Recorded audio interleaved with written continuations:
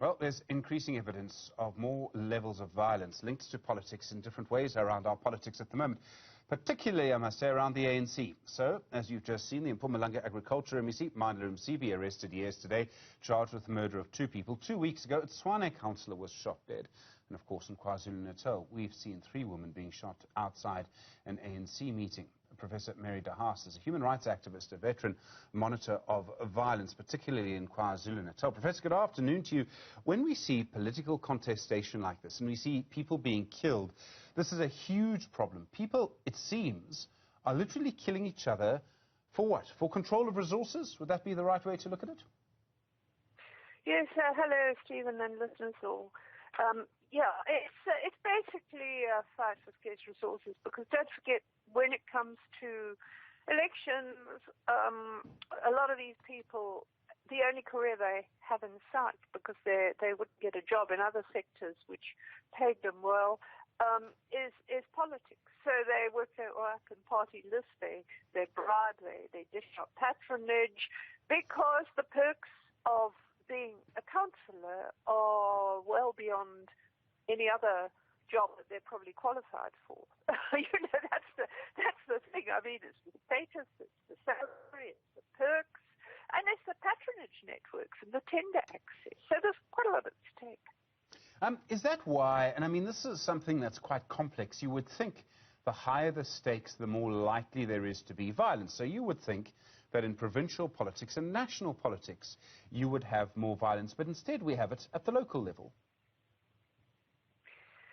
Look, I guess it's kind of, yeah, it's probably because there are so many more seats available at a local level. There's more jostling. I mean, the provincial and the national elections are largely fought out at a party level, which we maybe don't get to see as much because, but this, I mean, local government elections involve wards and districts, and I mean, maybe that's what it is, that you've actually, and look, I mean, okay, political levels, I mean, I think probably there's more access, easy access to patronage at local government elections, I mean, or tenders rather, than there is at provincial. Look, there's a lot of corruption at political and national offices as well, but some of that corruption is also the employees of these departments. But, I mean, we know from our experience in this province that the Department of Health has long been a cash cow for the ANC, billions of irregular expenditure, and this is now provincial government. But, I mean, the jostling for positions, I guess, are fewer people getting to those positions. So maybe it's all about the number of vacancies versus, and the local government. As I said, there's just so much going on at a local government level that you can get your fingers into. And is this also about policing? I mean, in particular, we've seen in KwaZulu-Natal, and KwaZulu-Natal, in a way, has a history that may be slightly different to other parts of the country, but we've seen violence lasting there for a long time, involving politics. And I'm struck by the fact that the Mpumalanga MEC Mandla Msibi was in fact arrested and is in fact appearing in court in just the most public way right now. He's applying for bail as you and I speak to each other. Is there a difference between what happens in KZN and what happens in other provinces around policing?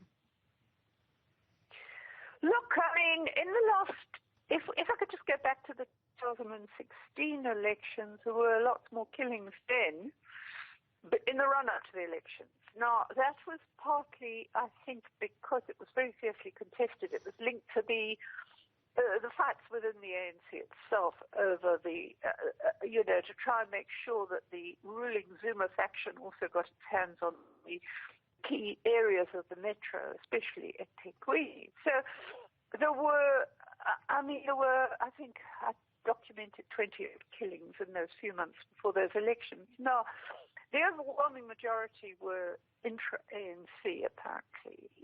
There were some that were IFP or NFP, but the thing is that, I mean, there are for those killings, I am not aware of any convictions or other political killings that have happened. So because I mean the political killings have carried on, and in this election to a lesser extent thus far. But there's been tensions.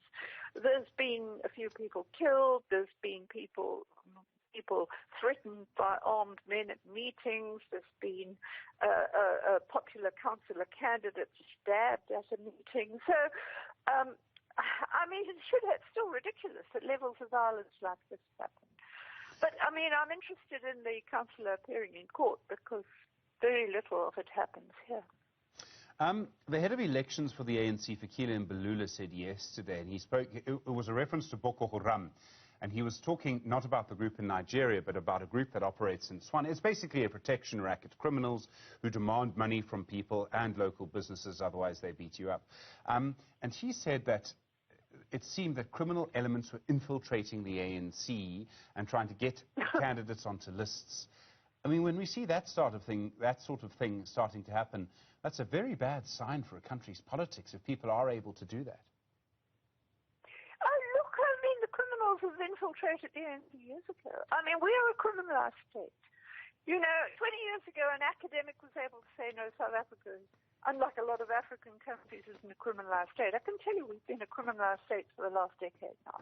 And it's infiltrated at every level. I mean, you know, including the politics levels. I mean, there are a lot of criminals involved in standing. I mean, in one area that I'm aware of, the man is now standing and displacing the sitting councillor said to have killed someone a couple of years back, and the man who's managed to hang on to his position in Maritzburg is facing fraud charges, and his supporters allegedly stabbed an opponent. So, and the criminalisation is of course again linked to the money that's, you know, like this man in Maritzburg who's facing the fraud charges at the meeting, where the meeting happened last month.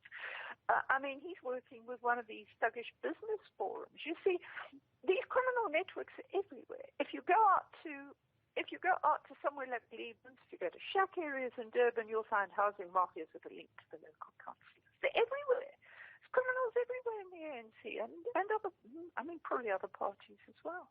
Professor Mary De Haas, thank you. Veteran violence monitor, also a human rights activist based in KZN.